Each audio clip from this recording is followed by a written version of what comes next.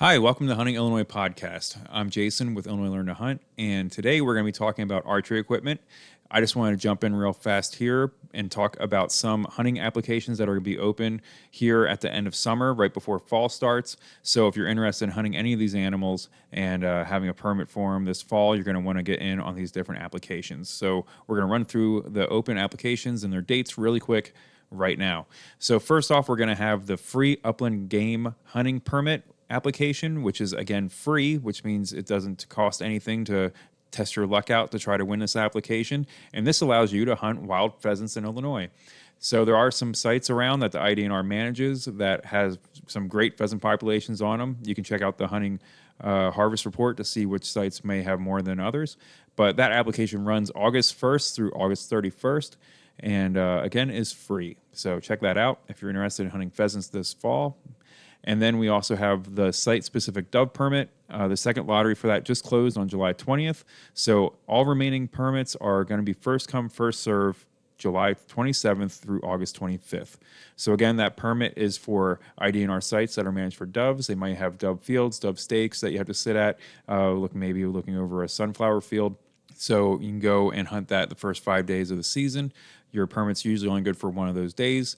And so if there's any of those permits left over, first come, first serve, July 27th to August 25th. Then we have the Illinois Deer Firearm Muzzleloader application. The third lottery is currently open and runs to August 15th. And that means that both residents and non-residents are able to apply for the third lottery. So if you have not gotten your firearm application put in yet, go for it now. Then we also have the fall shotgun turkey application. This is only good for certain counties, but the second lottery for that is currently open and runs through August 25th. And then lastly, we have the public duck and goose lottery, which is open in a couple weeks. It's going to be August 16th through the 31st, and that's going to be the first lottery for that. And we recommend looking at public land hunting reports again to see what the harvest looks like across the state and seeing which one of those sites may be more advantageous to apply for, depending on where you're at and what you're looking to get into. So those are all the lotteries that are open. We wish you the best of luck in getting the permits that you're trying to get. So with that, we're going to get into some archery equipment with Dan, Lauren, and Curtis. Hello, and welcome to this week's Hunting Illinois podcast. I'm your host today, Dan Stevens. With me, we have Lauren Dean and also Curtis Twellman. And we're pretty excited about this conversation. We just recorded a podcast the other day, kind of diving into some beginner shotgunning stuff. So talked about shot shell selection, choke tube selection. And well, we're kind of doing a similar idea here on archery. So we're going to go through basically, if you're brand new to archery, we're going to talk you through the process of selecting a bow, what to look out for, what to think about. We're going to even talk broadhead. So it's going to be a really encompassing episode. We think it's going to be pretty interesting. But first, I'll kind of turn it over to Curtis, and he's going to get us started, just kind of talking a little bit of background about archery, because there's a lot of different that for me, that's the coolest part of archery. You can take it wherever you want. If you're into the very traditional stuff, there's a niche for you. If you're into, the high end gear and you really like, this precision level stuff, there's equipment for you. If you just want to pick up a bow and be able to go hunt, there's an option for you. And so that's really what we're going to dive into. But I'll throw it over to Curtis and kind of give us a little bit of background. Yeah, thanks, Dan. So, like Dan mentioned, this is going to be kind of a overall assessment of archery hunting in general, especially in Illinois. And this is really intended for the beginner archers or people that are maybe just dabbling their foot into it. But hopefully everybody can take something from this. And first off, when you deciding that you're getting into archery, whether it's hunting or just target shooting, the first thing you need to decide is what type of archery are you talking about? Because archery exists kind of on a spectrum in terms of both the amount of time needed to practice to be proficient with your equipment, and also in the difficulty level of using that equipment to hunt especially.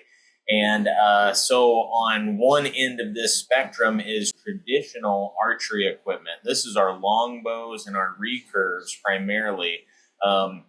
And these are bows that are basically, you can call them just a stick and string, because that's what it is. It's a riser and a string on it, and it's kind of the most traditional, I don't want to say the most traditional form of a bow or a weapon of that type, but it is the most traditional that's commonly used for hunting today.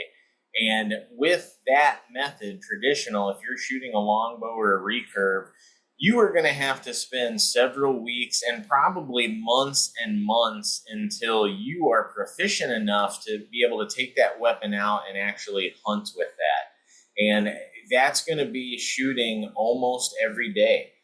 When I was actually hunting with the recurve, I was shooting that thing every single day, multiple times a day. And I got to where basically shooting that thing was the same as like throwing a baseball, where I could just go out and throw a baseball and I could hit the person that I was throwing it to every single time, right in the glove, right? Because I'm throwing a baseball all the time. I got to where I could do that same thing with my bow and a target. And no matter where the target was, boom, boom, I was putting the arrow in there. That took months and months of shooting every day. I have not been able to do that since. So now I'm shooting a compound bow, which is a step up on this spectrum. And then one step up from that is a crossbow. So all of these are legal hunting methods. They're all can be a lot of fun to shoot. They all get you in the woods hunting. Basically, you got to figure out how much time do you have to devote to this and what are you looking to get from hunting. If you don't have the ability to shoot every single day for months, then, I'm sorry, but you probably are not going to be hunting with traditional archery equipment this year.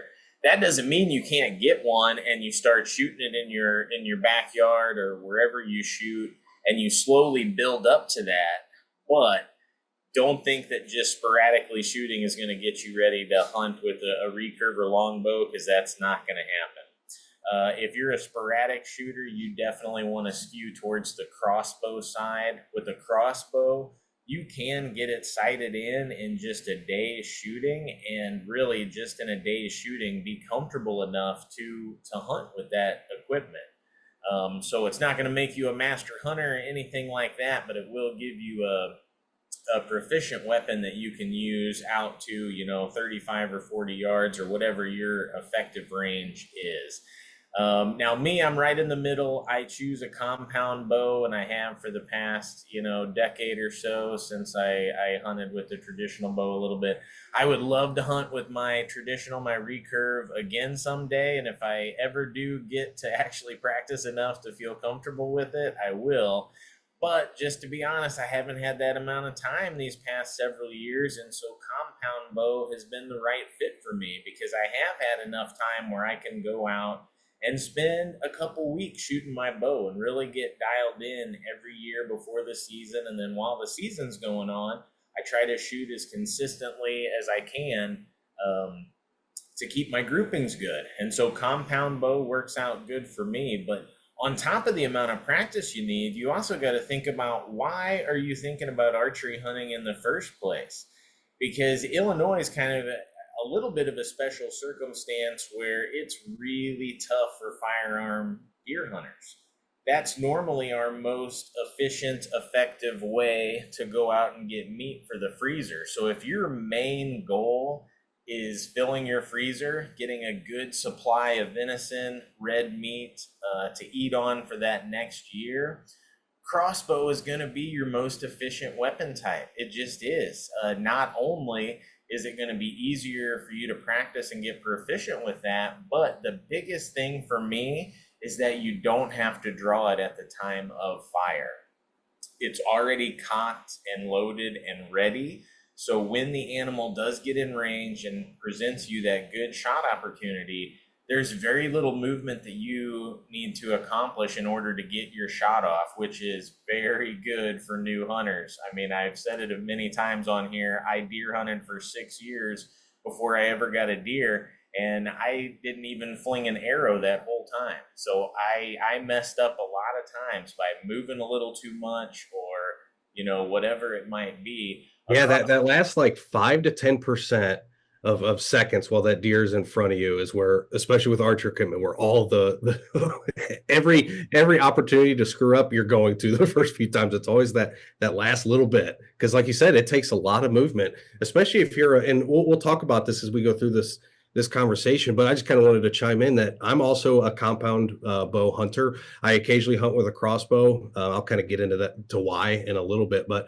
for me, when I first started getting into archery, it was very common to, oh, we need the heaviest bow possible. We want a bow tuned to 70 pounds. Well, in reality, that's making it even harder to pull back, and it makes everything a little bit more challenging. It might make you move just a little bit more. And so one thing I started doing when I first started getting into it was dropping my draw weight down to about 45 to 50 pounds. And for me, that lasts like 5 to 10% of the time before I take the shot is now a lot more conducive because I can do a nice smooth draw at a reasonable, consistent pace. Where when I had it tuned up to its max draw, I was, trying to yank the thing like it's a chainsaw or a lawnmower. And so I definitely agree. If you're brand new, crossbow is a great opportunity because especially if you're ever hunted with a shotgun or rifle, you're going to feel right at home. It's got a shoulder stock. You're literally That's just picking it up and that's shooting. exactly why my husband went crossbow. That and then the advantage because Illinois archery for deer, like that combo. He's like, okay, I want to be able to do archery season because it is so much longer, but also he has a firearms background, and he's like, I'm not opposed to eventually being able to do it, but I want to be able to do it, this Sure, year. now. I want to Right. be, yeah. And honestly, you can get like a decent crossbow for not a huge amount of money. Um, so that was another factor. And I mean, he literally went, sighted it in, practiced a little bit, got to know it, Mhm. but and he got a deer with it. Like it's been, it's fine. So And like Curtis was saying, historically, a lot of other states, their firearm harvest is their deer harvest. The vast majority of their deer harvest is firearm. In Illinois, it's not that. Archery is actually the highest. And the past 2 or 3 years, we've actually seen crossbow now become the dominant subsection of archery. So there's a lot of crossbows that are being used out on the landscape. I know when crossbows first started to come out, everybody, oh, they're making it too easy to hunt. They're making it too easy to hunt and people kind of looked down on crossbow shooters. But I'm here to tell you, the vast majority of deer in Illinois in the past couple of years have been harvested with a crossbow over any other type of archery equipment. Yeah, it's a great another tool to add to the bag that gets people out there that maybe otherwise couldn't. Because if you just didn't have time to practice, then you would miss out on that whole season. And it's like Lauren and Dan both said, the archery season is so much longer than the firearm season. Not to mention, if you're hunting public land, you got to draw those tags. So if you miss out on the lottery or you don't draw, I mean, what are you just not gonna hunt that And year? you don't get to hunt rut if you're not a bow hunter. Yeah, for sure. That exciting time, which is basically like Halloween into the first couple weeks of October, that's the time when deer hunting completely changes. And it kind of changes from just a sit and wait ambush type thing to more of an interactive thing where people can actually call, they could rattle, an exciting time, and you get to see all that fun deer behavior. So lot of reasons to check out archery, but if you're not too big into shooting bows, hey, crossbow. It's just think of it as a gun with a string. There you if you've go, and got, you I got like that.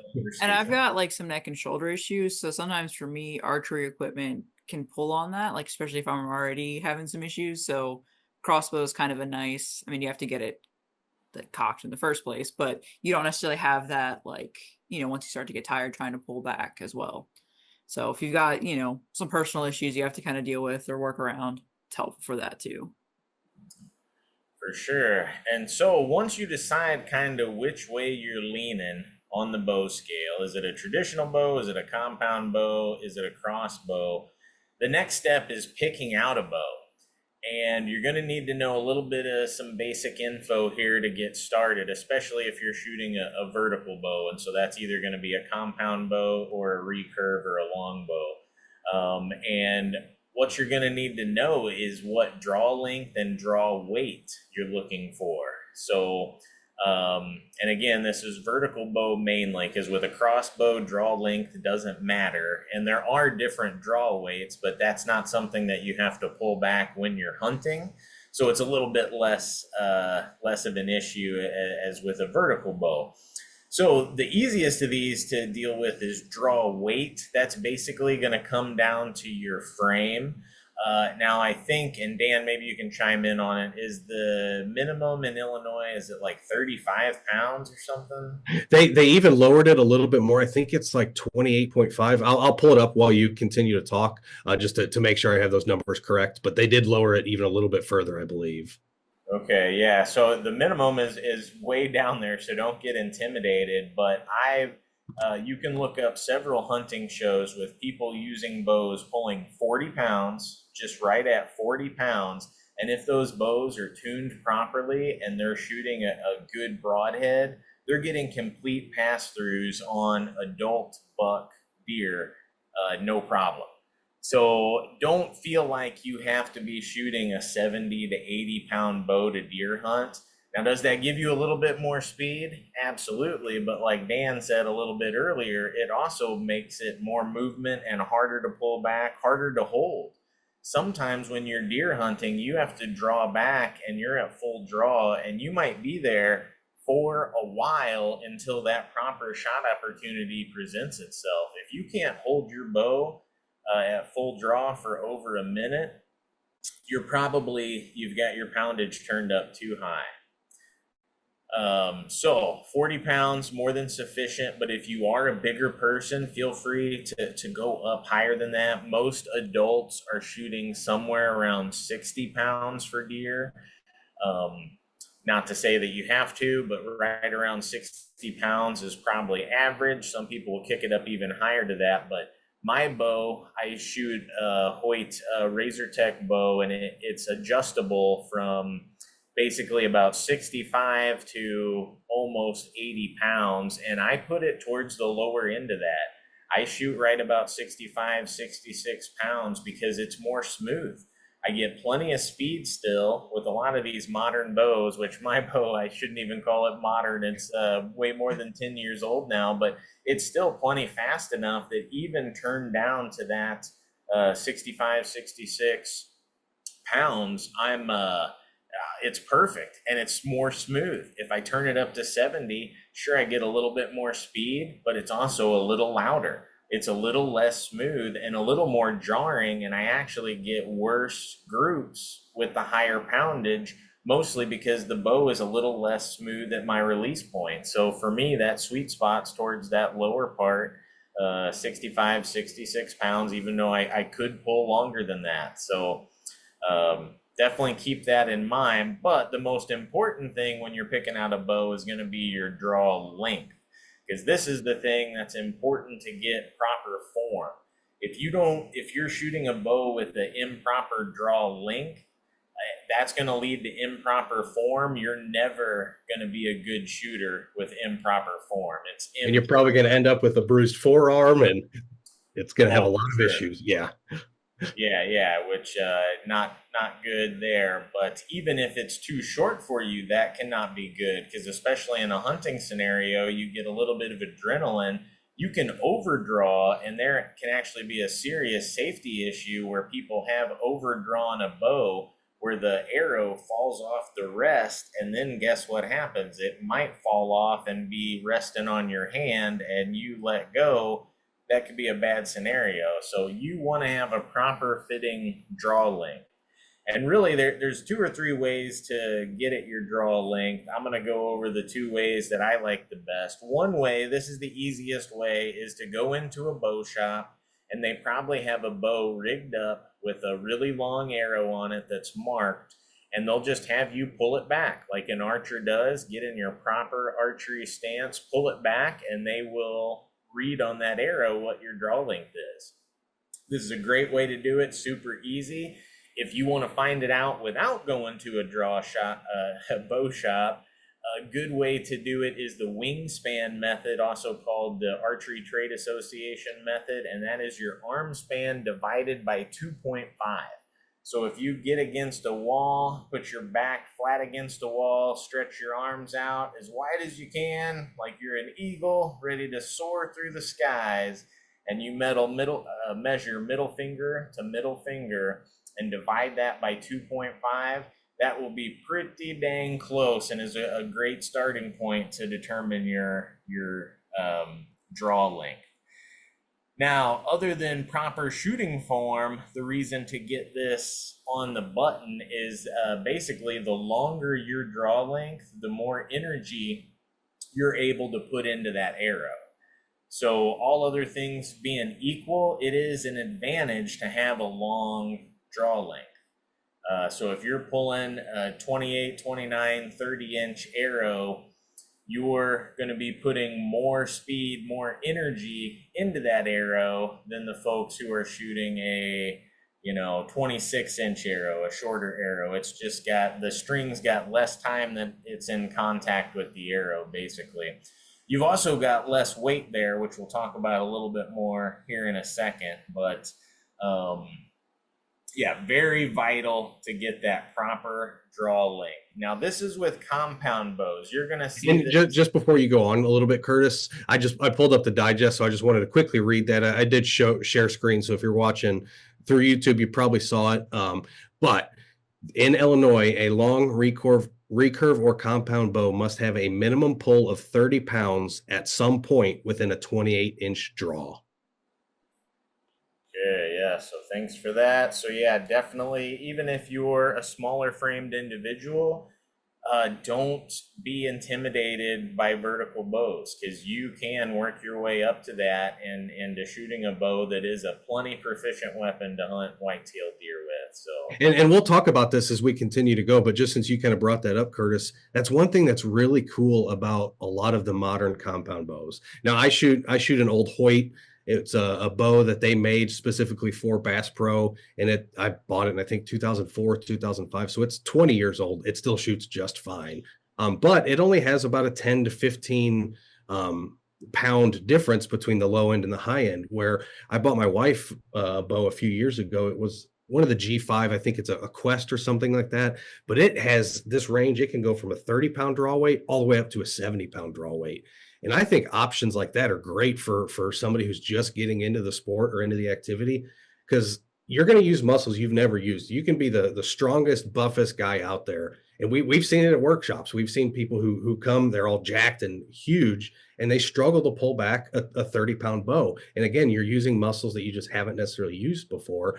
And so this modern equipment that allows you to start really at that low end, start building up your proficiency with it. And then guess what? As time goes on and you get stronger, you get more refined, and because a lot of it really comes down to your form. It's not necessarily are you strong enough to pull it back, it's are you pulling it back the correct, proper way. And it allows you to really build yourself with that bow. So you can start out at the very low end, start to get comfortable. Every couple of weeks, hey, let's add maybe 5 or 10 pounds. You're going to have to re-sight it in because that'll change things a little bit and just get you up to that draw weight that you're hoping to get up to. But that's why I'm such a fan of a lot of these new modern compound bows, is just the flexibility between them that when I was first buying a bow did not exist. yeah, not to mention, imagine how convenient that is for a kid, right? Oh, absolutely. Yeah. Yeah, you can get the same bow that they can use, when they turn 11, 12 and start shooting it all the way up until they're an adult. Yeah, because not only does it have this really adjustable draw weight, but it's also got a super adjustable draw length of like almost 4 inches on the low end to the high end. So again, as that person's growing, you don't have to buy a new bow every couple of years. I still have mine. The only archery I did was when I was a kid, and I still have mine. I will say, though, I do want to throw this out. Do not dry fire a bow. Yeah. My husband did that with mine. Don't do that. It didn't shatter the bow. It did break the string. I was lucky. There's a lot of energy being stored, and that energy, if it doesn't have the arrow to transfer that energy from the bow to the arrow, it's going somewhere. Yes. And normally it goes back into the limbs, causes catastrophic failure. It can blow the bow up in your face. So yeah, never, ever. Yeah, don't dry fire a bow. Which is why if you go to an archery shop and you're just, hey, can I just draw a few bows? They'll actually hand you a release that does not have a trigger and that you literally cannot release that string. So yeah, but I just wanted to mention that. Yeah, no, good call out. Yep. Yeah, definitely. Very dangerous. Don't do that. But let's talk briefly about traditional bows, long bows, and recurves. This is going to be a little bit different because they don't have a draw length. You can just keep pulling the arrow back. So the way these bows are marked is generally you'll see an inscription on the lower limb that'll tell you how much weight it is at a certain draw length. So generally it'll be at 28 inches, which is a common draw length, and it'll say something like 50 pounds at 28 inches. That bow is obviously a bow capable of deer hunting.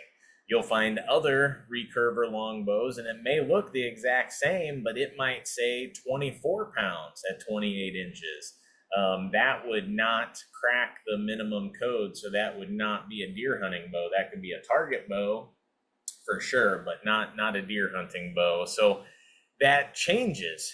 So if you get one that says it's 50 pounds at 28 inches and you're pulling a 30-inch arrow, guess what? It's not going to be 50 pounds anymore. It's going to be maybe 60 pounds if you're pulling a 30-inch arrow. You would have to get a bow scale to check that, because it only kind of places that one weight and one draw length measurement on there, and then you'll have to figure it out for yourself. But don't be afraid to look at used bows. In fact, for new people, I would almost recommend it. I mean, the only reason to really, and it is a good reason, I don't want to downplay it, but going to an archery pro shop gives you, and I used to work at an archery pro shop, so I know this pretty well, but it gives you the chance to shoot multiple bows so you can determine what feels best for you. Because I definitely shot some high-end bows, and I was like, I don't really like this. This is $1,000 bow, and if I got this, I would be unhappy.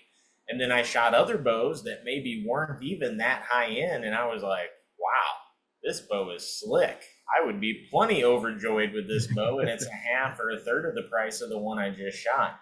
So definitely, it is a good reason to go to a bow shop, to get to shoot all that different equipment, dial in what you want.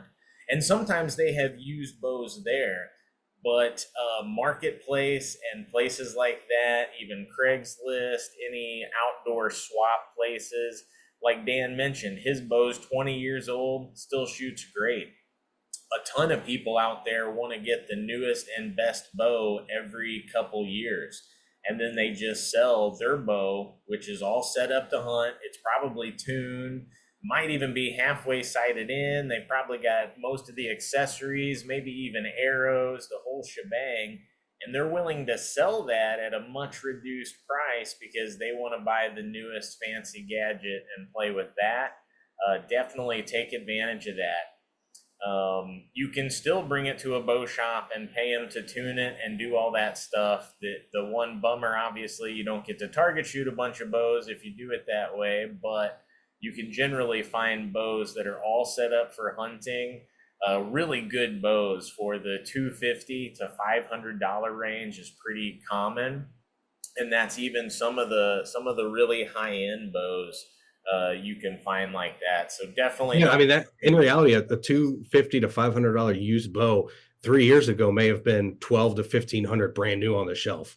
It's pretty amazing, especially if you look, at some of the couple-year-old Matthews or couple-year-old Hoyts. You can find some really good bargains out there if you're willing to look around, spend some time, and like Curtis said, just do your due diligence. Plus, even if you haven't shot a bunch, if you don't know any different, you don't know any different yet. So sometimes if you start with something kind of mediocre, or something a little trickier, then when you find that really nice one later, you're like, oh, this is like, such a joy to use in comparison. So for sure. And then, the last thing I'll just kind of touch on when you're deciding on a bow, and again, this is vertical compound bow. What kind of cams or wheels are you going to get? Basically, you can break it down into there's dual cam bows. That's a bow that's got a cam on both sides. And a cam is basically a misshapen wheel. So if it looks like a wheel that's not round, like that wouldn't roll, that's a cam. Then some bows, like Dan mentioned just a bit ago, solo cam. The famous is for a long time, Matthews that was their slogan, was the solo cam bow. That bow has one cam and one wheel. And then there's also some bows with no cam, wheel bows. This was some of the older compound bows were first made. They just had wheels. They didn't have cams. Now some of the bows have gone gone back that way to wheels to get away from the issues of having to time cams. So that's the issue with cams. Cams give us more speed, more potential energy into the arrow than a wheel does. But anytime you introduce that misshapen circle, now we have to have precise timing for the bow to function properly. If your cams are out of sync, no amount of tuning you do is going to get that bow shooting what I call, darts, which means just really good straight arrows that are hitting right where you fire every time. It's impossible. So that's not a reason to avoid dual cam bows. Dual cam bows do get the most speed. Most of the common bows that you see out there now are dual cam bows. The biggest difference that I notice as a shooter, and my Hoyt is a dual cam bow, is dual cam bows generally have a soft back. Meaning when I pull it back at full draw, I can pull it back further. There's a soft back. So if, like I mentioned before, you got the adrenaline pumping because there's a big buck out there, if you accidentally overdraw that arrow by a half inch or something, that is going to affect your arrow flight. That can be an issue. It's not a huge issue, but you do eliminate a lot of that stuff with the solo cams. They do have a hard back, so you get to that back and it's hard. You basically can't really overdraw it. They also tend to be a little bit more smooth, but you do lose a little bit on the speed range. But there's a lot of cult collectors, hunters that do go after a lot of those older Matthews solo cam bows just because they are so smooth and sweet shooting. And then even all onto the no cam, there's not a ton out there, but there are a few. Matthews even made one at one point, and basically you don't have to worry about any cam timing at all, but you are sacrificing a little bit of the features that a cam provides, like that increased speed and potentially that increased let off too, which is one thing we haven't mentioned yet, but you'll see that terminology in compound bows, let off. That's if you're pulling a 50-pound bow and it has, just for the ease of math, it has a 50% let off. When you're holding it at full draw, you're going to be holding 25 pounds. Okay, most bows today are going to have 65 all the way up to 80% let off. So they have a lot of let off. So you're only holding basically 20% of that weight, your full poundage at full draw, which is very helpful because, like I mentioned before, sometimes you need to be at full draw for a minute or longer to get that proper shot opportunity. And if you can't hold it, guess what? It's game's over. You lose this round, buddy. Better luck next time. So I was going to ask about that actually. I was like, isn't that one of the advantages with the compound is that it's once you get it there, it's a little easier to actually be able to aim basically, or take your time to get the right shot. And with that let off. And that's why I think I mentioned earlier, I'm one of, I don't want to say few archers, but I very much skew on the lighter draw weight side. And I shot 3D competitively, like not super competitively in college, but that was one thing I learned there was shooting a bunch at a 70-pound draw weight. I just could not handle it. I could certainly pull it back and hold it, but there was always a little bit of shake and the muscles are starting to fatigue. Where with my bow set right now at about 55 pounds, it's got a pretty decent let off of 70 to 75%. I have literally held that thing completely in full draw for 3 or 4 minutes with a deer in front of me. And for me, I find that to be so important. And in reality, I personally have not taken a shot at a deer probably beyond 25 yards. And I'm certainly capable if a deer was at 30 or 35 and it was the right situation, the right scenario, and I had a good lane and it was, not an alert deer, I would take that shot. But realistically, all my shots are very close. And so for me, I personally chose to have a lower weight, draw weight, that allows me to just sit here for minutes if I have to, absolute minutes without doing this. You'll see people who can say, oh yeah, I can hold a 70-pound bow back for 2 minutes, but by 30 seconds, they're starting to do this. That bow's starting to jerk forward. All that's doing is going to throw off that moment you shoot. And so for me, I really like to skew with a bow that's got dual cams that allows me to have good let off and then skew on the lighter side of that draw weight. Just again, allow me, if the situation needs it and I have to sit here for 3 minutes, I'm comfortable and capable to do that. Yeah, one funny little story about the let off is the Pope and Young Club actually used to not allow trophy book entries if your let off was greater than 65%.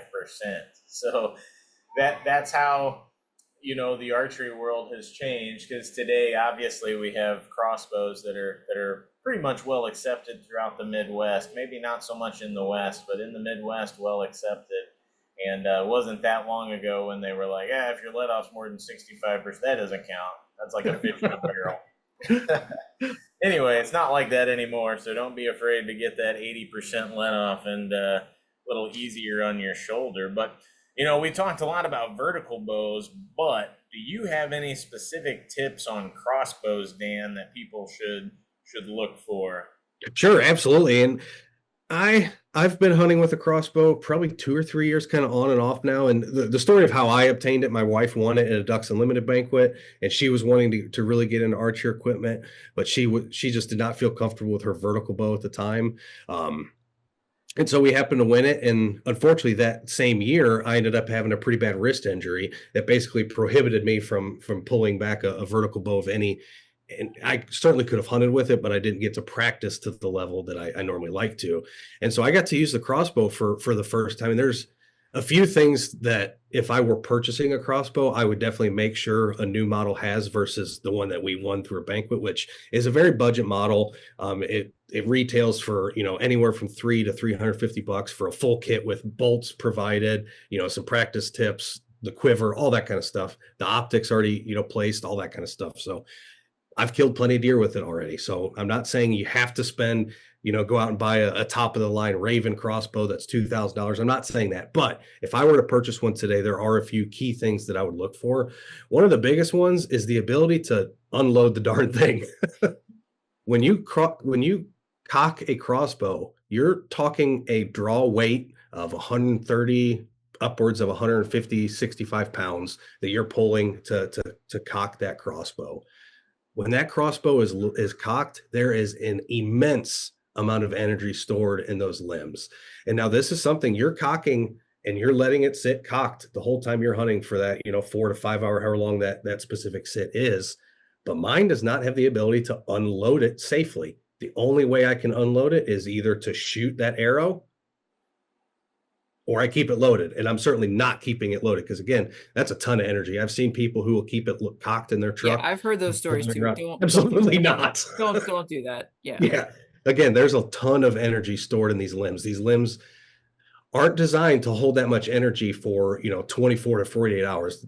So figure out a way to decock it. So a lot of the newer models have a decocking mechanism built in. I would personally look for that. Now, what I do is they sell it's a special bolt that's kind of called I think they call it like a decocking bolt for lack of a better term, but it's just your basic bolt, but it's got a rubber stop about 2 inches up the shaft of that bolt. So when it hits into the ground, it hits that rubber stop and it slows it down, and then you can just go quickly pull it. So again, there are ways to decock it safely, but there's a lot of times when I'm in my stand and I'm surrounded by deer and I'm trying to get out of there as quickly and quietly as possible. With my compound bow, that's not a problem. I just grab my stuff, sneak out the back door, and head my way to the truck. With a crossbow, I don't have that option. I have to unload that thing somehow. So I'm going to make some kind of noise, whether I do it right at my stand, which again, I don't like to climb down with that thing cocked either. So I would very much, if it was me and I was purchasing a new one these days, I would look for one with some kind of built-in decocking mechanism. Another thing I would look for is one that has a cocking mechanism itself. And again, that really depends on who you are as a person, what your physical stature are. If you have, like Lauren said, she has some shoulder issues. Again, you may have to pull back 150 pounds to cock that crossbow. Now, they do have a foot stirrup and some systems that allow you, so it doesn't feel like you're actually pulling 150. But if you're somebody who struggles with strength, or again, some kind of upper body or even lower body injury, because in that case, you're using your feet to really crank a lot of that. A lot of these newer compound bows will have a cocking mechanism or some kind of crank that you hook on and right on the side of the bow, and you just crank it, and you'll see the string come back, locks into place, and you're ready to go. So those are the couple things I would look out for. Now, my particular crossbow, I get why the feature is there, and I like the feature, but I've had the feature fail more often than not. And what it's called is essentially we talked about dry firing a bow, right? And how bad that is. Think about that with a crossbow where you're talking again 150 pounds of drawed energy stored in those limbs, a ton of energy. If you don't have an arrow on there or a bolt, that energy has to go somewhere. And so my crossbow actually has a special safety right behind where the string kind of clicks into place, that if there is not a bolt pulled all the way back into it, it will not allow you to fire. You can't even turn the safety off. The trigger basically becomes hard. You can't do anything with it. So I like that safety feature, but I've noticed it has failed, which this is why we don't trust safeties, and we always keep muzzles pointed in safe directions with guns, right? Because these things can and They're will mechanisms. fail. Mechanisms fail. Yep. Yep, they will. They will. And so with mine, a lot of times I actually have to take a screwdriver and kind of reposition that safety because it thinks that an arrow is not in there, even though there is. And so sometimes I have to kind of fiddle. So again, little things like that. And another big one is pay attention to optics. I think a lot of people, when they buy a crossbow, they just use whatever optic comes on it. That's probably great as a good starting point, but spend some time researching optics on crossbows as well, because it's just like a firearm, right? Your scope, if that scope isn't a good scope, it doesn't matter how sighted in and how perfect the alignment of that barrel and the muzzle and the action are. If your scope can't hold center, you're not going to be accurate time and time again. So definitely give some thought to the optics. But those are the big things I would look for, is more who are you as a person and what can you tolerate in terms of draw weight? Do you want a cocking mechanism? But again, if I was buying one today, I would be pretty hard pressed to not buy one that did not have some kind of decocking mechanism built into that bow. I was surprised when we got one too, how big the cases are. Like They're huge. they take Yeah. up so much room. So just be aware of that. Like it looks like a giant freaking stingray. Like Yep. they're huge, and then you have to have a case to transport it in. So Yep. just be aware that like you're gonna have to have room for that because And that brings up a good point too. We've talked about, recurve versus a compound bow. We basically have the same thing in crossbow. You can get a recurve crossbow and you can get a compound crossbow. I personally prefer the compound, and it's basically for what Lauren just said. A recurve crossbow, the head of that thing is going to be much bigger. A compound, they're able to make them a lot more narrow, and it's just a much smaller profile than some of the recurves. That's really the only reason I would care one way or the other, is the compounds are just a lot smaller footprint, which, like you said, these cases are already enormous. and they're a weird shape. Like they just don't They are. They don't stack on anything. They yeah don't be yeah. So flat. They're just awful. be aware that they're like extremely awkward. Like Yeah. wherever you're gonna put them. Yeah, I didn't even think about that, but that's kind of funny. You got to have like a spare room in your house just for your pet stingray. One of those giant things around. Well, because we just moved, so I'm like, I don't know where to put this thing because it doesn't. Sure. You know what I mean? Like I'm like, it's in such an awkward, like it's just such an awkward shape. I And like the we point probably about should mention, and then I'll turn it back over to you, Curtis. We're going to talk about arrows and broadheads a little bit, but since we're talking about crossbows now, when you're buying crossbow bolts and broadheads for your crossbow, make sure you're buying one that's actually rated for crossbows. Don't just go buy any standard broadhead that you see on the store. Chances are it'd probably be okay, but definitely recommend looking at one that's made specifically for crossbows. Yeah, I like your point about the optics too, because that's one thing that's overlooked, and I even forget about it too as a vertical bow shooter. So I'm like, optics, what's that doing in archery? Right. But yeah, big deal. And like, I gotta echo your sentiment there, because I always used to tell people it doesn't do you any good to buy a fancy rifle and then put a junk scope on it. You might as well have just bought a medium rifle and Yep. a medium scope. You'd be better off, because your equipment is only good as the optics you put on it. And crossbows actually do have a surprising amount of jarring that goes into that scope. If you don't have a quality one, we've definitely seen people at workshops that are like, well, it was sighted in when I was shooting it last week, and yeah, you're like, man, the scope is loose. So get quality equipment, and this is where I like to shout out my favorite optic company, Vortex Optics. They're right out of Wisconsin, so not that far away. They've got best warranty out there, so they're going to take care of you no matter what you get, and their price point is better than all the other optics that have the similar warranty. So no reason to look anywhere else besides Vortex, in my opinion. But And I will say, just as we're sticking with optics here, one thing I'm not a big fan of on the crossbow optics. I've even replaced ours from the one that came with it because I hated this feature. It's got these like red and green lights inside it, and I don't know. A lot of times when I'm shooting at a deer, it's very twilight, right? It's either dawn or dusk. I don't need any bright lights in front of my target that makes the target behind my aim point even harder to see. So personally, I'm not the biggest fan of these optics that have like light up red and green circles and different yard. I don't need all that. Just give me the basic black lines or circles, which for crossbows, oftentimes it's going to be a series of circles. So you have different distances that you can kind of sight in for, just like a typical vertical bow. But I definitely am not personally a fan of all the different lights and stuff inside of optics. Now, for range, that's probably fantastic. But for hunting scenarios, again, a lot of times I'm hunting in very twilight hours. I don't need a bright light, that's just kind of, I'm even that way with my vertical bow.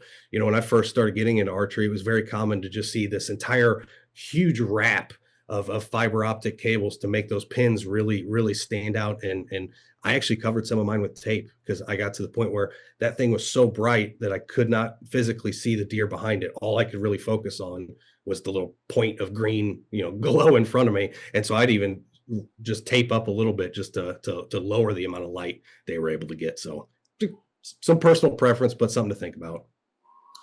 Yeah, good tips there. And just when you're evaluating optics, the best time to do it is low light. Because like Dan said, most of your shot opportunities are going to be those low light. And that's when you're going to be able to tell the difference in optics. Amen. Yep. Every new optic is going to look awesome if you're out at noon, you got full light, or if you're in a bright store.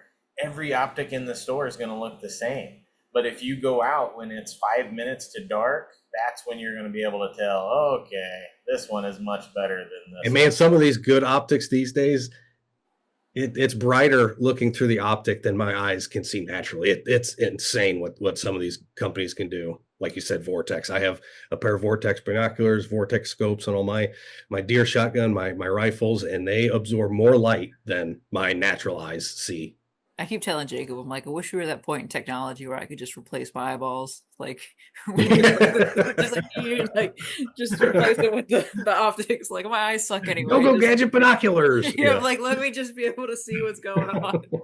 Reminds me of Grandma's Boy. I'm thinking of getting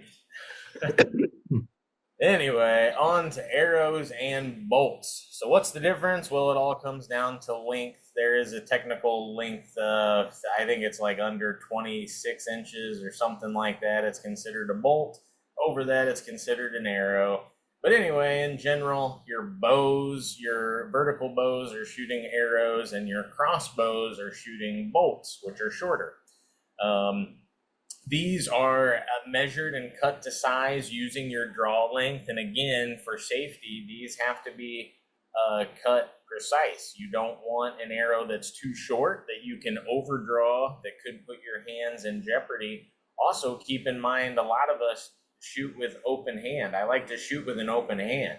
So pull that back and have your hand open, and note where are your fingers as compared to your blades, because you might need a little more length on your arrow just to make sure you're safe. Because remember, in hunting scenarios, everything's different. Your adrenaline's pumping.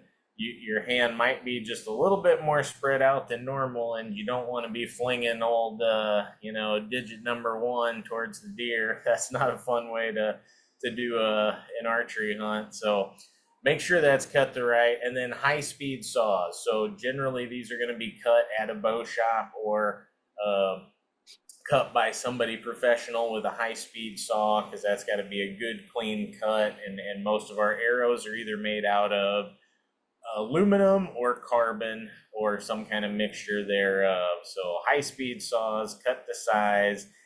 And then you got to know the spine. So this is another kind of definition here. Basically, the spine of your arrow is its flexibility or rigidity. So if you grab it and flex it, does it flex very easily or does it not flex? And this is a bigger issue with the vertical bow shooters. I'm sure that spine does play a part in crossbows as well, but I'm less familiar with that. But this has to do with the arrow length. So the longer an arrow is, the more flexible it's going to be. And then as you cut it down, basically the spine is going to increase, or it's going to become more rigid. There's charts for all the different arrows so that you can dial this in. Once you figure out what length arrow you're shooting, maybe you're shooting a 29-inch arrow, then you can look at the different manufacturers, because they're all numbered differently. Unfortunately, I can't tell you one number works across the board. Like in Easton, it might be, you look across and a shaft 400, this is good for a 28-inch arrow shooting 59 pounds. But for gold tip, it might be that's the 4570, so they all have different number markings. So always use the chart that's provided by the arrow manufacturer that uses both the arrow length and the draw weight to dial in your spine. That's the best way to get your arrows. Now, when you're paper tuning, you can also tell if your spine is a little too weak or a little too tight, but it's better to get that dialed in, obviously, before you paper tune, so that you actually buy the right arrows to shoot and hunt with, because arrows are not cheap. None of this stuff is cheap, but if you are careful with your equipment, the arrows will last a good long time. Your other thing to consider is basically speed versus impact, and we're kind of talking about kinetic energy here. Everything's a trade-off. So the lighter arrows are going to fly faster. This is better for target shooting because your arrows are going to fly a little bit flatter. For hunting, this may not be the ideal thing because you're basically giving up kinetic energy. And the analogy that we usually use here is, just imagine that you're throwing two balls at your buddy. One is a wiffle ball and one is a baseball. You can probably throw that wiffle ball pretty dang hard, and it's not going to hurt as bad as the baseball thrown less hard, right? So a lot of the hunters, especially today, are going more towards heavier arrows, heavier setups, which makes it slower and which makes the flight pattern of the arrow less flat, but it gives you more kinetic energy, gives you more power. So if you do happen to hit a little bit of bone, hit a little bit of shoulder, you can punch through that and still get a good, effective shot. So I've done that myself. I've definitely gone to heavier arrows, just not recently, but over the past probably 5 to 10 years. And because I'm less worried about speed and more worried about that penetration factor. And if that's something you're really interested, we're not going to dive too deep into it today, since we're just doing a overview of all this stuff. But definitely search up Dr. Ashby's Bow Hunting Foundation. He's got a lot of science and research into the numbers of basically what amount of kinetic energy is required to punch through different animals. So some interesting research there, but luckily it's all available for us to look through. Now, other than arrows, the next component here that's vital to our hunting setup, if we're not just target shooting, is broadheads.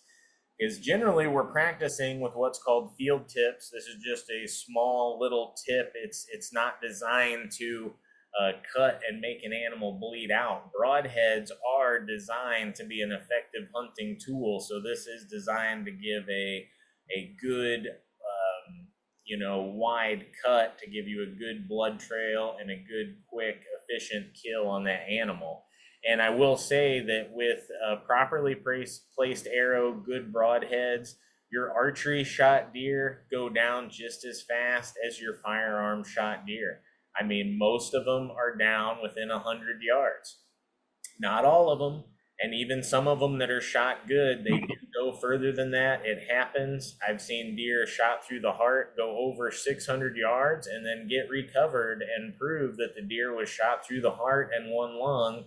And we had GPS coordinates that show that it went 680 yards after that.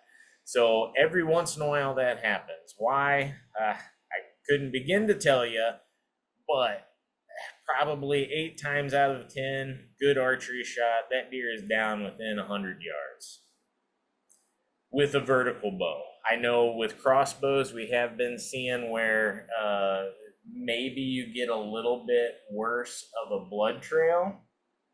And so the deer is still probably going down quickly, but there might be a little bit more energy used to find it because sometimes just because of the amount of energy, I guess, that the crossbow hits the deer. We've heard this from deer trackers, so people that do track a number of deer per year, that a lot of times the crossbows have a delayed blood trail. So do keep that in mind. Yep, that happened with my husband in September. He was also on the ground too, so it wasn't like one hole was higher than the other either. So when we found it clearly bled out. It just internally, not externally. So just be aware. Keep looking. It's there. You probably did hit it. It's there.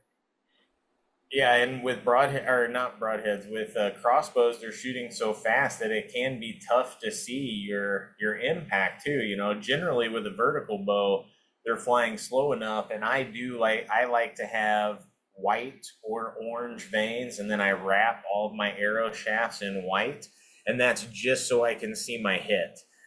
So does that stand out a little bit and maybe make me easier to pick out? Maybe.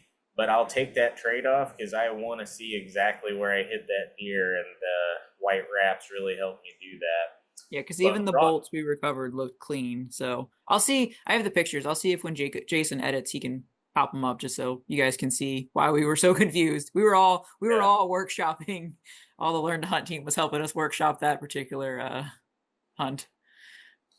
Yeah, that was weird. It'd be cool to see those pictures because it's a bolt that went completely through the chest cavity of a deer and that they recovered. And a lot of people would look at that and be like, oh, I guess I missed. Yeah, I mean, the next day in direct sunlight, you could see a tiny bit, but at night it looked perfectly clean. The only reason we found a little bit of blood because we had my dog with me. That was pretty much it. So just a warning. And we had a Learn to Hunt, one of our participants, and who's now an ambassador. She had the same thing happen a couple weeks later. So it does happen. So the next important component of our archery shooting arsenal here is broadheads. We've got another decision here to make, not only on the type of broadhead, but first we can split them all into 2 categories. Do you want a mechanical broadhead or a cut on impact? And there is not an exact right solution.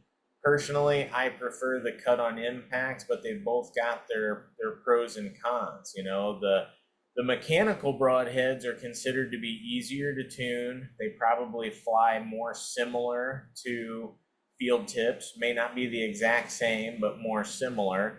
A lot of times the mechanicals can also have a larger cut diameter. So sometimes you can get more devastating wound channels with a mechanical, get an animal that bleeds out faster.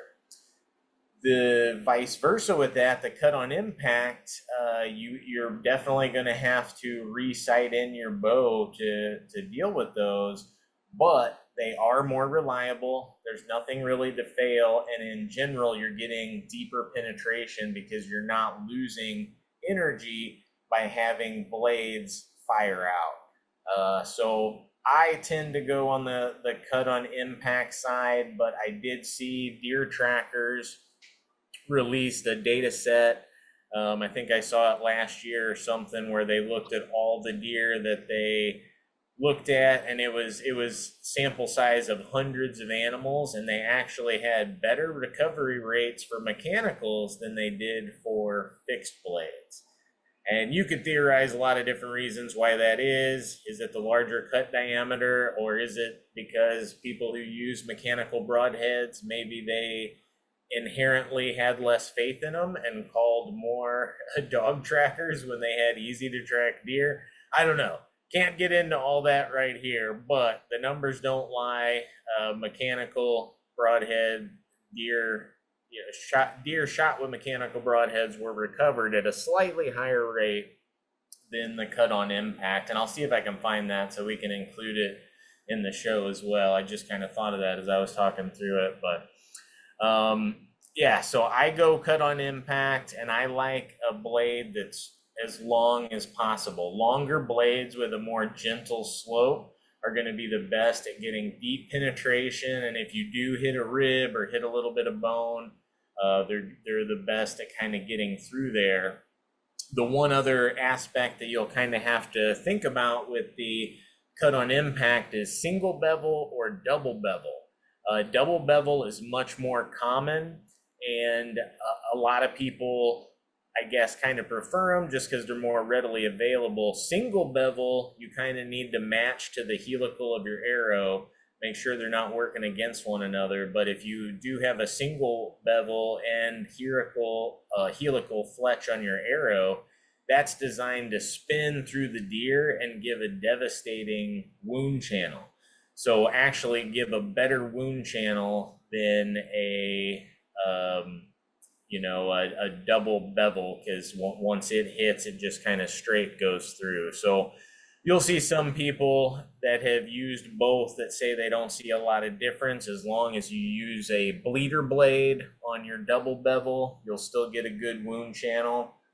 You'll find others who really stick to that they only want to use that single bevel, and they'll really swear that it gives a L-shaped wound through the deer, which is proof that the arrow's kind of turning through there and kind of causing more destruction, which just basically gives you a quicker kill and an easier to find deer. So that's really what we want. So those are your main parameters to consider when getting into archery. Obviously, we didn't cover everything. There's some accessories to archery, like targets that you'll have to get, and a release aid. Most people do shoot archery with some type of release aid.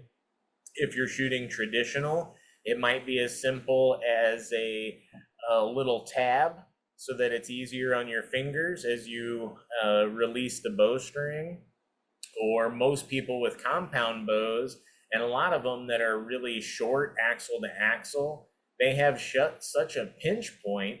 If you think about it, when you draw them back, they're so short, it creates such a pinch point that you physically cannot draw them back with your fingers. There's not enough room there. So you have to use a release aid, generally with a D-loop. And then you got to decide what kind of release aid fits for you. And this is just like bows. The best way to do it is to try out different ones. Some of them you can release with your thumb, some you release with your index finger, some you release with back tension. It really depends on personal preference. Mine I have is a index finger release, so it's a lot like shooting a gun. And I get one that's got basically the most hair trigger possible, because I like to barely touch that thing and it goes off. That's my personal preference. I know, like my brother, he got used to shooting one thumb release, and so he loves that, because that's kind of goes along with his anchor point, is using that thumb release. So that's really going to depend on you, the archer. No right or wrong answer there. Yeah, I've tried the thumb release, and I think if I would have stuck with it for a little bit longer, or had I, known it even existed when I first got into archery, because I really do feel like it allows you to get a much more rock steady anchor. But I grew up like you, shooting the just typical index finger release, and it's just so natural to me that it felt, I don't want to say foolish and a waste of time and energy to try to make the switch, just because I didn't see a ton of benefit there. But one of the big benefits, I think, of the thumb release and some of the other releases is it's not mounted to you 24/7. With my release, it's always on my wrist. You have to be cautious about clanking it on the metal of your stand and all this stuff, where some of these releases, like a lot of the thumb releases, you just clip to the string and it sits there. Your hands are free. When you go to grab your bow, then you grab onto that release and draw and fire. So I definitely do see the advantage of it, but for me, it's just like, I've shot so many arrows with a regular release. Why try to make the change for maybe 2 to 5% increase in something? Yeah. So for me, big fan of just the typical index finger releases. That's my fidget spinner, man. I gotta have that thing. It's like the whole time I'm sitting there bored, I'm like flinging that thing I do it too. Yep, yep. pulling the trigger off and on. Like, gotta hand it. Mine's a, I don't know exactly what the model name, but it's a Cobra, and I Mine's must a Cobra. pulled that trigger on the thing like a bazillion times, and hey, it still works great. So, yep, good engineering there. So yeah, that's basically all the stuff you need to get started with archery. There's a lot of reasons to get into archery in Illinois. In any state, there's a lot of reasons to get in archery, but in Illinois, it's even more so, because if you really do want to deer hunt, fill your freezer, or have that challenging hunt against worthy adversary, archery hunting is where it's at. It's going to give you both of those things, and it's going to give you a long hunting season. It's going to give you the flexibility about getting an archery tag and then being able to hunt a lot of different public land sites. If you're not solidified on exactly what site you want to hunt, archery is going to give you that flexibility. And not to mention, I think it's just fun to shoot archery, just target shoot. It's different, than and shooting guns is a lot of fun. I like to do that too, but I prefer shooting archery. I could do that each day in and day out. If I had an area to shoot right outside my house, I would definitely be doing it, because it's just it takes full body control. I guess it's similar to golf. I've never been good at ball golf. I'm not a ball golfer. I'll play disc golf, sure, but ball golf's never worked for me. But I think it's similar to that, where it takes this full body focus that all goes into this one event, and then you get that instant feedback of, did you do it good or did you not do it good? And something about that is just fun. I like it. Not with ball golf, but with archery. No offense to ball golfers out there. And the real nice thing about it is, like you said, I love shooting my guns too. Love it. Absolutely love it. I can't afford to do it every single day. It gets expensive. Ammunition these days has gotten quite a bit more expensive. The nice thing about archery equipment, you buy it, you've got it. As long as you don't lose those arrows or damage them, you get to keep shooting them over and over and over again. So it's really this activity that you get to, like you said, you get to use this full body control. You get to get outside, just get to exercise. But also, I want to really urge people to look in your local area. That was one thing when I first got into archery, and this was, again, 20-ish years ago, and it was even still pretty popular then. You're seeing archery ranges pop up in places that you would probably not expect them to be. I mean, there's archery ranges literally downtown Chicago that you can see the lakeshore in the background. There's archery ranges at schools now, at local city and county parks. And so it's becoming a lot more popular to, maybe not necessarily on the hunting side, but just to get involved with archery. So just because you may live somewhere where you can't, so where I live, I'm legally not allowed to shoot in my backyard. Where I grew up, I could fling arrows every day after school. But the nice thing is we have a county park right here that has an archery range. Now, you do have to pay a little bit to become a member there each year. But again, there's a lot more opportunity from what I've seen to get involved with a local archery club or local archery range than to get involved with, a rifle club or something like that. A lot more opportunity. It's a lot more accessible. And if you have kids, before moving to Illinois, I lived in Kentucky for quite a few years, and I was actually an archery instructor for the National Archery in the Schools program. And so this is a national program that basically takes archery into the elementary and middle school and high school, and develops teams, develops, routines, develops these practice schedules. And it really not only gets people involved in archery at a younger age, but it teaches them a lot of responsibility. You'll learn a lot from archery. It's kind of like martial arts. You'll learn a lot more about calming yourself, because a lot of it's up here with archery. And so definitely, if you're interested in getting your kids involved, see if the NASP program has a program at your school or anywhere around. But definitely it becomes and there are scholarships too. So if you and they're not bad scholarships too. We've heard there's some people that, there are good options. And there's a lot of good Illinois teams. I think we had 2 or 3 teams win nationals last year, or at least they get qualified for nationals. So it's quite popular in this state. So definitely look into it. And that, again, it's just something that It's a different activity than what most people are interested in. But if you try it once, I promise you will probably fall in love with it. The amount of people, like we were at a junior ranger day up at Starved Rock last summer, and we just had an archery station set up where people could just come grab our bows, plink, shoot a few arrows for a little bit. The amount of people that were literally immediately asking, "Where can I do this more? Where can I do this more?" It I promise it's addicting, but it's a healthy addiction.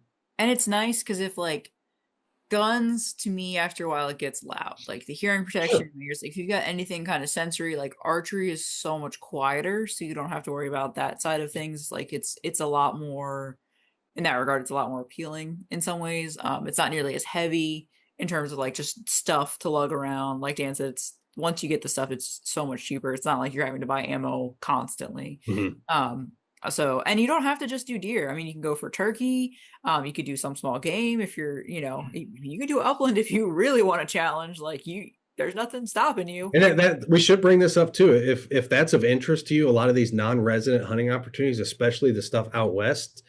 Now, a lot of times you cannot use a crossbow for a lot of those hunts, but the opportunities are a lot more abundant and easier to obtain if you're looking at an archery elk hunt or an archery mule deer hunt versus a rifle mule deer or rifle elk hunt. So not only does it open up a lot more opportunities in Illinois, but also across the country.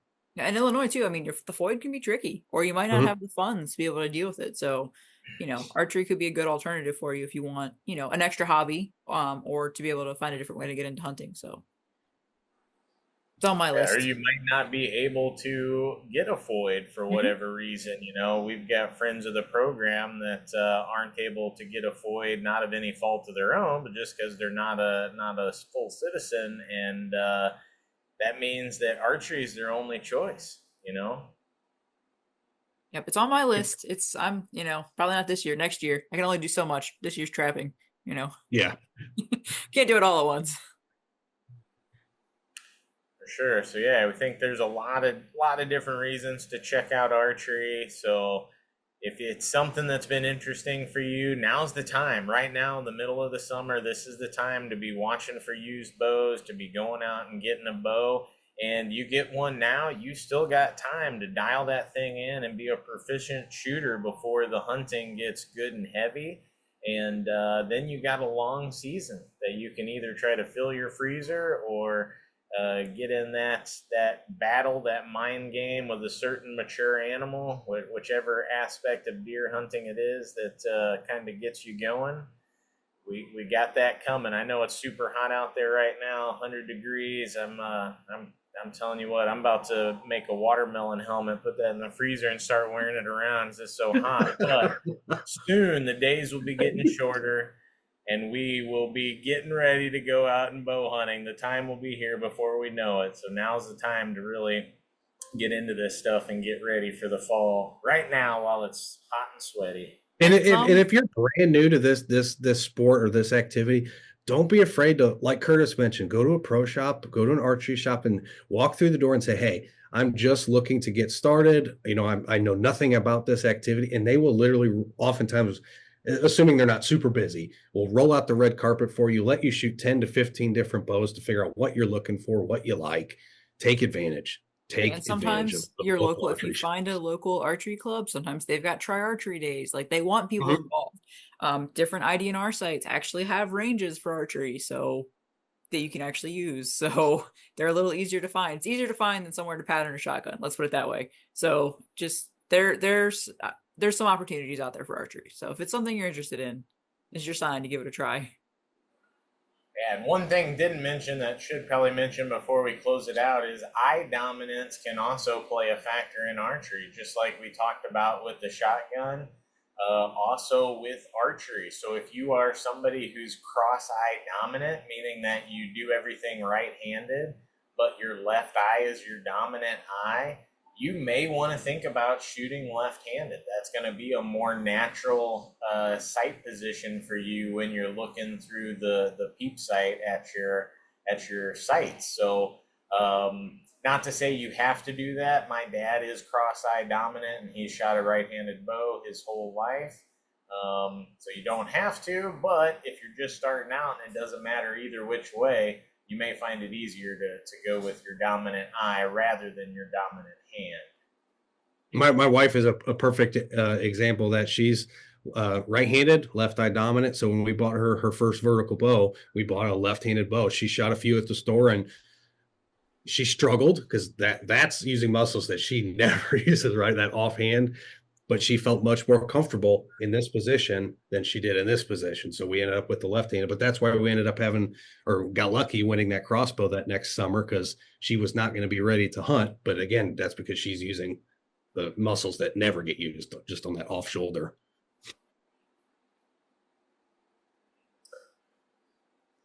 Cool. All right. Well, hopefully we will see you all at the archery range and in the woods. Just give us a couple 100 yards. We'll do that. Well, good luck out there, everybody. If you have any questions about this or any other topics, reach out to us. We're happy to help. But without that, we'll catch you on the next one. Bye. See ya. See ya.